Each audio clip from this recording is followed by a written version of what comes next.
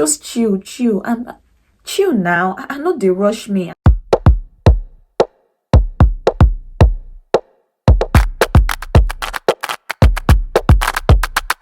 Hey guys, welcome back to my channel. If you're new here, you're absolutely welcome.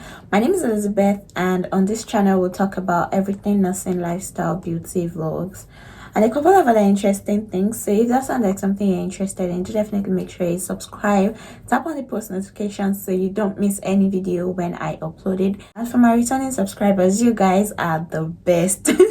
You guys are original OG. Thank you so much for sticking around. Thank you for the love shown so far. I really do appreciate you. My 900 and something subscribers. I love you guys so much. Thank you. So yeah, in today's video, what are we doing? As you can already tell from the title, we're going to be answering questions today. I feel like it's been a long time that I've done an actual sit down video. So yeah, you guys are going to see my face throughout the duration of this video. No vlog today. We are talking one-on-one. Do you get it? Like, we're conversing. So make sure you stick around, and without further ado, let's just get right into this video. So question number 1 says, will you advise one to move to the UK with their partner or join after OSCE? To be very honest, I feel like this is a very personal question. It depends on what you want, what you and your partner want. You cannot just decide that, oh, because Betty or because somebody said you have to wait until after OSCE, then you have to do that. No, it's not compulsory. It depends on your opinion. It's a kind of personal thing.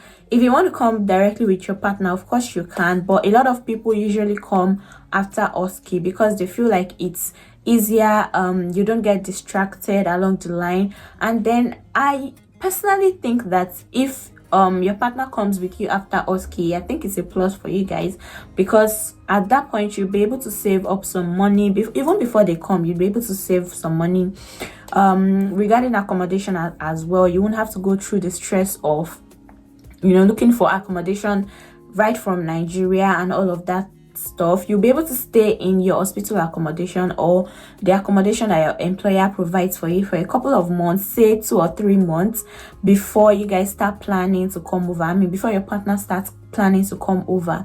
So I think, to me, I would say that it's better you come to the UK alone firstly, and then after that your partner can, after your OSCE, your partner can join you. I know a couple of people that have come with their partner, and you know, it actually costs a lot of money as well, because the hospital will only pay for your own flight, visa, and all of that stuff. But if you're coming with your partner, you need to make sure that your flight is already sorted. His flight is already sorted. The visa is already sorted as well. Your accommodation is sorted. You need to have at least enough money that is going to last you guys for a couple of months, because your partner might not even get job within, say, 2 to 3 months of arriving, only if God intervenes. And you know, it's quite difficult as well to get job within that kind of duration, because most of them would want someone who has experience, someone who maybe drives, or you know, there are a lot of conditions to getting a job in the UK, as far as the person is probably not in the health sector and something like that, you know. So personally, I would say that you come to the UK first and your partner joins you. But it depends on you. Like I've said earlier, it's a personal choice. No one can tell you to, you know, do something. It depends on what you want. If you want to come to the UK with your partner, I think it's also a good thing, because you know, you'll not miss the person that much, and you know, all of that. So yeah, that's my take on that question. So question number 2 says, would you advise one to do the BSc in their country before coming to the UK? Okay, I would say that it also depends on you. It depends on what you want. And personally, I would say that it's getting a bit difficult to get jobs in the UK. Like presently, it's getting a bit difficult, especially if you're in countries that are developing countries. Like, it's been a rule that agencies should not like recruit from countries that are still developing or underdeveloped countries. So it's a bit difficult for people to get a job at the moment, and you never can tell what is going to happen within the space of 3 or 4 years. I can remember during my own processing when I was coming to the UK, there were a lot of agencies, a lot of people recruiting from, you know, different countries at that point in time, without anyone even thinking of, you know, probably they were going to stop that kind of process. So you never really can tell what is going to happen in the space of 2, even 1 year, because what I'm saying is within the space of 1 year. So you never can tell what is going to happen 1 year, 2 years, 3 years, or 4 years time. And usually degree in your country, probably you are moving from diploma to degree.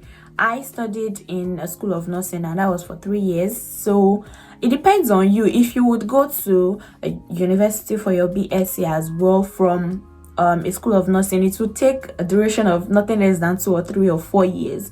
So it depends on you. But me, I would say, if you don't have the chance, or if it is not something that you're really into at the moment, I'll just say you should start with your processing of the UK. And when you get to the UK, you can easily do your degree. It's very easy. It's also, it can be done online, it can be done full-time. You know, there are a lot of options to explore when you get to the UK regarding your academic career and all of that stuff. But if you say you want to stay in your country and do the degree, even like you've not even had the opportunity, or you don't have the surety that you're going to get the admission into that school, so why waste so much time when you can do your processing and come to the UK or go to any other country and also do your BSc? So it's a plus for you, you know. It's a double kind of thing, a double blessing kind of, because you can still be working while you get your degree, and you earn like money that can sustain you to also pay for your degree. So it's a win-win situation actually. So another question says, where would you advise one to work? England, Wales, Scotland, or Northern Ireland? So I would say that it depends on where you get your offer. It depends on where the employer is. You can actually have preferences. You can have where you want to work. You know, you can have places that you would really love to live. You know, some people actually decided even before leaving their country, I told that, okay, I want to live in Northern Ireland because it is cheap, you know, things like that. I don't know why they would want to live in Northern Ireland, but you know, it's according to what I've heard, it's cheap, houses are cheap and stuff like that. So people would want to live in Northern Ireland. And if they get an employer, probably an employer that is mainly based in England, we don't want to jeopardize, you know, not moving to the UK at all over moving to England. So I would say it depends on where you get your offer. It depends on where the employer is. There are a lot of employers that also have branches all over the country. So you can easily ask that, oh, do you have a branch in maybe Scotland, or do you have a branch in Wales, and blah blah blah. So if they do have one, they can easily place you there. But if they don't have one, I think you also need to re-strategize and decide on where exactly you want to work, and you know, weigh your options as well. It's a thing that when you get to the UK and you start working, and probably at the end of your contract, which is most likely for 3 years, you can easily move to Northern Ireland, or you can easily move to anywhere else outside England if you don't want to live in England. So yeah, that's a choice, and that's your own decision to make basically. I feel like I have a lot of nursing questions here than personal questions, and I was even telling people to ask me like different questions, but it's okay. So the next question says, I got a job offer in the UK with a lot of clauses regarding my offer. Would you advise me to take the job or wait for another?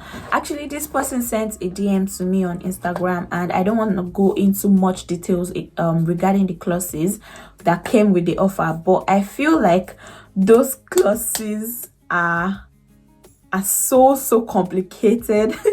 They are so complicated, and I feel like I would really not want to share what those clauses are, because you know, people can easily associate the clauses with, the contract or the offer with whichever trust or whichever employer it is. So it's better to just keep quiet about it. But regarding that, I feel like a very important thing when you're considering moving to the UK, or when you're considering, you know, migrating to whichever country, or even if it's in your country, you really need to read your contract.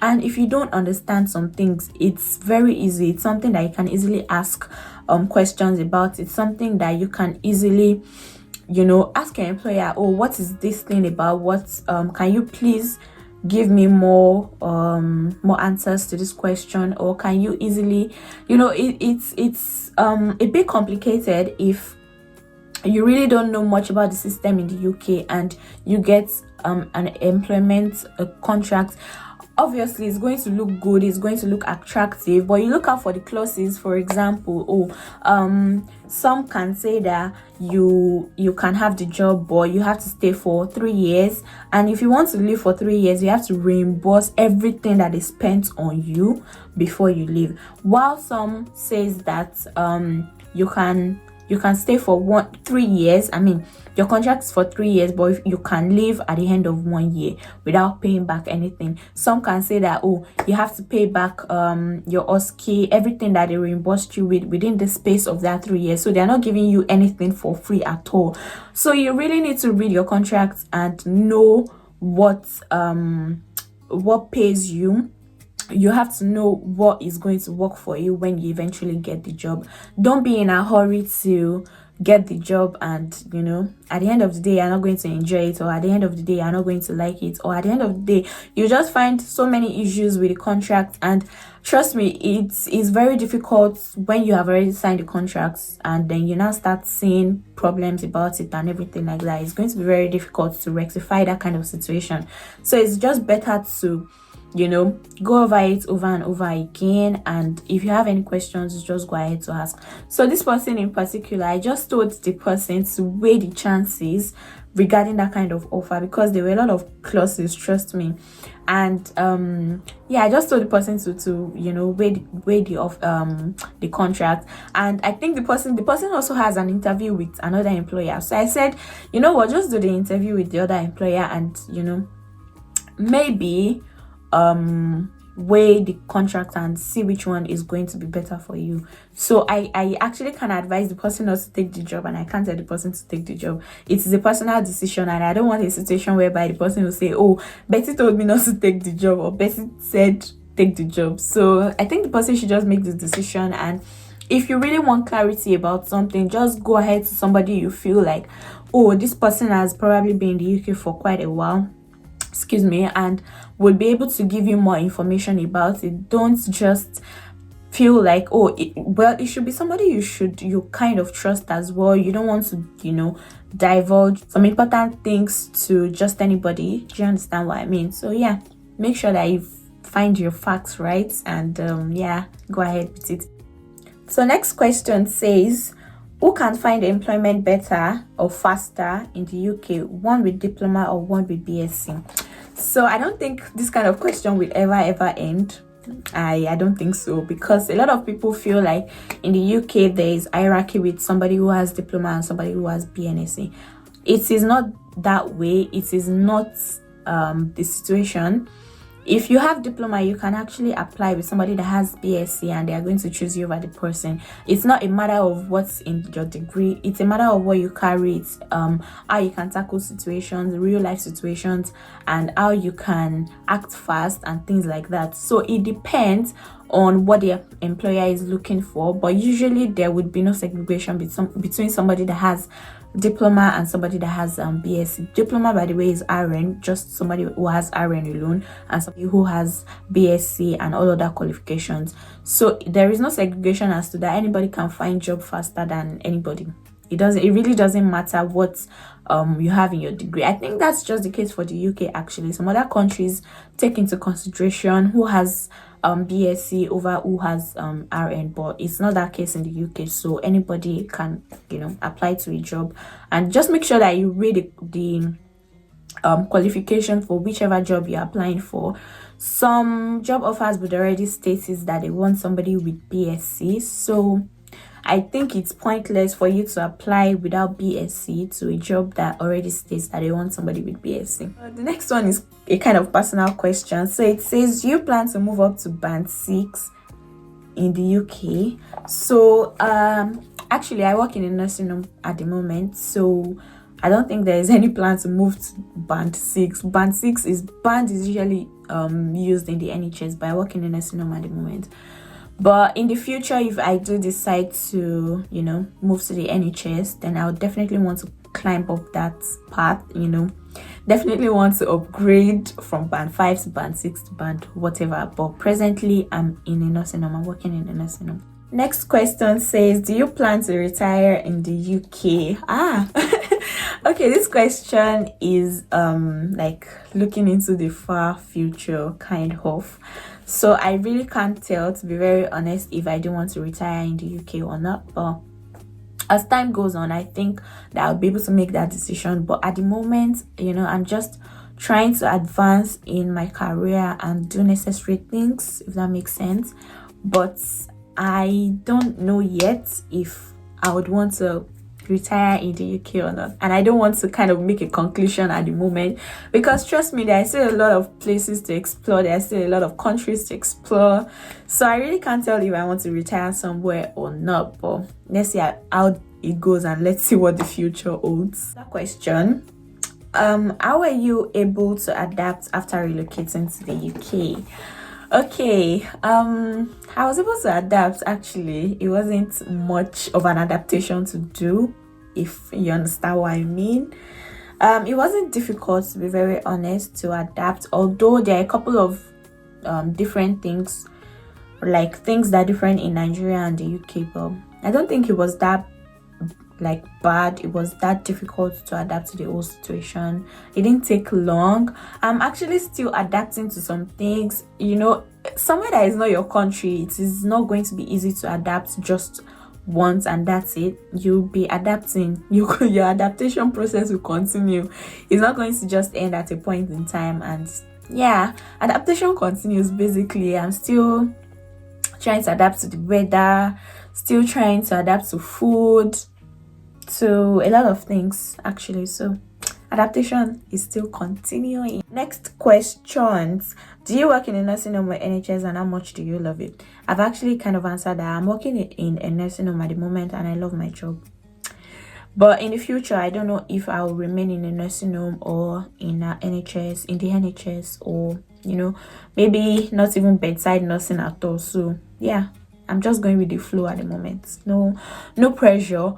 Yeah, there's pressure, but no pressure, if you get what I mean. There's pressure to advance in my career, but not pressure to either move to the NHS or to, somewhere else. Next question says, how do one get direct recruitment from NHS in Scotland without agencies? I think the trick is just to apply. Just maybe go on LinkedIn or Track Jobs and just search for nursing jobs in Scotland or nursing jobs in wherever part you want, and just apply. I don't think it's that deep. If you ask me, I don't think it's that deep to search for places that have jobs in Scotland or wherever it is. Just go to Track Jobs or NHS website, or yeah, that's it. That's what I would say. Actually, just check on LinkedIn as well. There are a couple of opportunities on LinkedIn where you can apply for jobs. Next question, at what stage during the employment process can one start applying for job?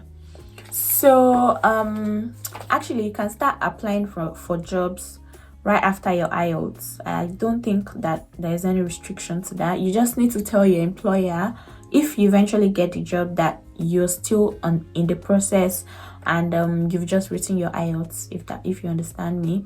I don't think there's any restriction to when you can start applying for jobs actually, although some employers might want to consider somebody who already has IELTS and who already registered with NMC UK. But I think you can actually start because of the period of time that it takes to get job nowadays. Is taking so long, so I think you can actually start applying for jobs right from when you pass your IELTS. There's no restriction. Look for job, and you never can tell, you might even get job faster. So yeah. Next question says, not a question.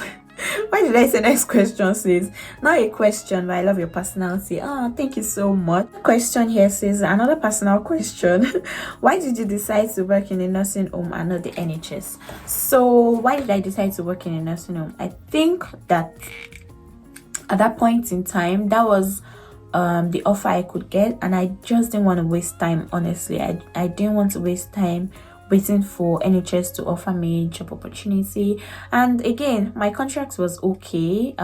It wasn't so bad. So I just wanted to also know what working in a nursing home felt like. I've actually worked in government hospital, and I kind of know what the NHS is like, if you understand. So I just wanted to have a feel of what working in a nursing home, working in geriatrics care, working with the elderly would be like. And to be very honest, it's not as bad as people paint it. It's really not as bad. You learn as well on the job, but yeah, that's basically the reason why I work in a nursing home, by the way. Because like I said, because that was mainly the job offer I got at that point in time, and I just didn't want to waste time waiting for the NHS to offer me job. Yeah, I think I actually got one opportunity with the NHS, but it was taking so long for them to fix me an interview date, and trust me, I wasn't just cut out for wasting time at all. So I just went with the nursing home, and the contract is not bad, so there is no point waiting actually. Next question says here that what are the requirements for starting your BSc degree? Sorry, this question is, I just need to reframe it. So the next question says that what are the requirements for starting your BNSC in the UK?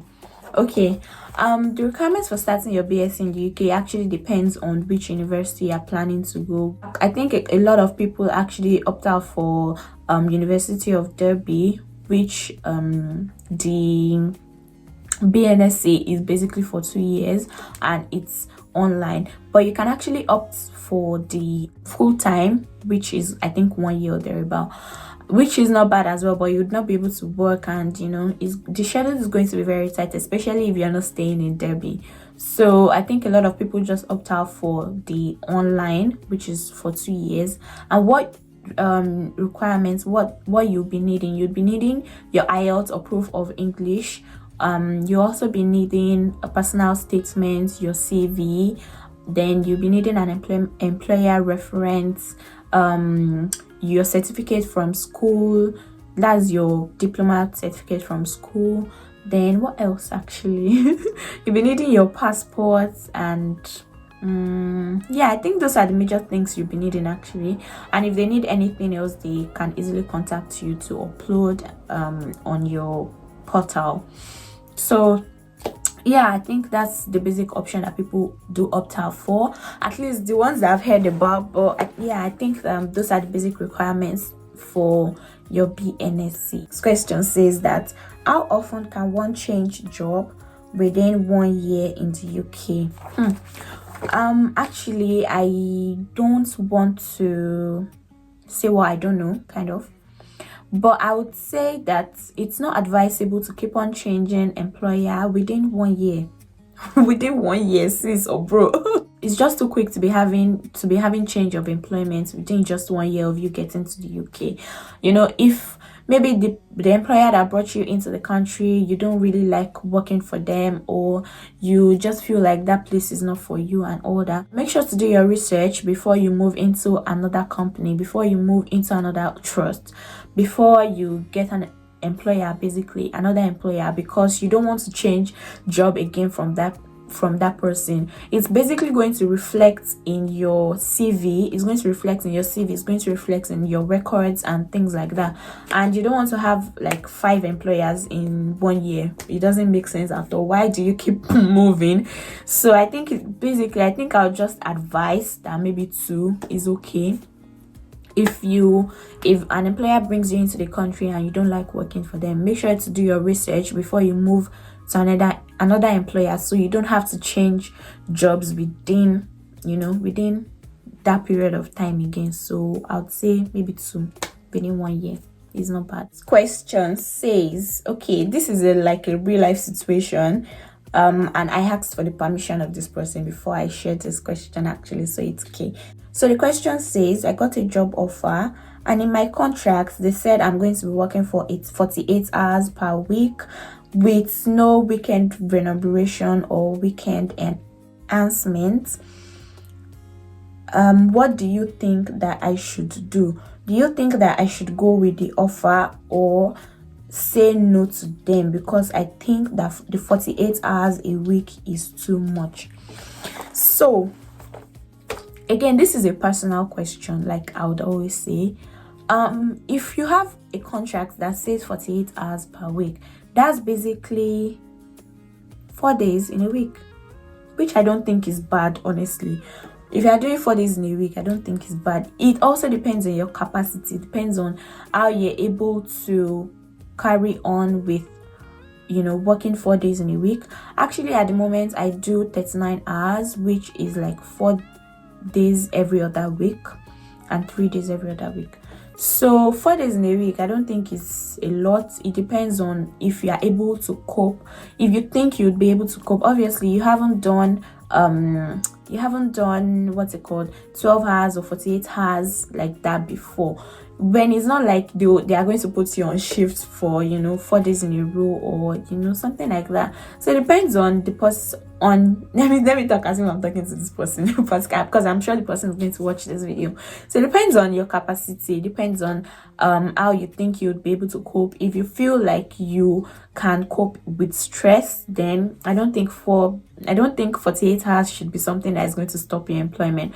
But at the same time, I would also say that you should ask your employer if you're able to reduce your hours when you start work. But usually you are meant to follow the hours that is in your contract. So it depends on if you feel like you'll be able to cope with that 48 hours or not. That's just my own point of view. But let me know what you guys think actually in the comment section, if you think that the person can go for the job, or if you feel like the person should just say no. But personally, I would say go for it if you feel like 48 hours is okay for you. Another question I have here is, what job can one's dependents do when they get to the UK? Actually, your dependent can do any job they want. They can work, they have the liberty to work anywhere, and they can live anywhere whenever they want. There's no contracts binding them, something like that. So there are a lot of jobs actually. They can do care home, work in the warehouse, you know, do basic jobs, shop, store attendant, you know, things like that, Uber driver, delivery. It depends. If they actually want to practice like what they studied before coming to the country, then they have to probably do some qualifying exams, or, you know, things like that. But your dependents can do any job. They can search for their jobs. There are a lot of websites where, you know, you can search for jobs and they'll be willing to take them. It just depends on their preference, depends on what they want. I know some people don't want to work in care home because that's not, you know, that's not a kind of thing. But yeah, there are a lot of jobs actually. There's no restriction to the job that your dependents can do when they get to the UK. They can work anywhere, anytime they want. If they are not nurses, then, you know, maybe accountants or several, you know, other courses, basically other jobs. Basically they can do their qualifying exams, and when they pass, they can take up job in that role. Last question that I have here before the end of this video. I hope you guys have been enjoying the flow, because I've been enjoying talking to you. So the last question I have here is that, how much does a typical this person likes money. How much does a typical nurse take home per week? Because I don't know per week, because we're usually not paid per week. It's usually monthly, depending on trust or depending on employers. I think I've done one video like that talking about nurses pay, so I'll try and link it somewhere on the screen so that you guys can watch, where I talked about it in details. But at the moment, I think nursing home care homes pay their nurses higher than the NHS. Basically NHS is around 23k pounds to 25k pounds per annum, while in care homes you can get within 30k to maybe say 40k per year. And yeah, I think that's basically it. I have a video that I talked about it in details, so you can go check that out. Actually, we've come to the end of this video, so I hope you guys do enjoy me answering some of these questions. There are actually some other questions that, you know, that look alike, so I just kind of reformed some of those questions and answered them all in one. Yeah, I hope you guys enjoyed this video. If you want more question and answer like this, make sure to leave a comment that you want more in the comment section down below, and you can easily drop your questions in my DM on Instagram or here, so I'll be answering them on here. Actually, before we end this video, if you want to share your experience with other people, if you want to like tell other people about your processing of how you came to the UK, actually send me a DM on Instagram, and you can send me an email as well. I'm going to respond. So yeah, let's share our experience. Let's help other people who need this information. I hope you guys enjoyed this video. I'll see you in my next video. Bye.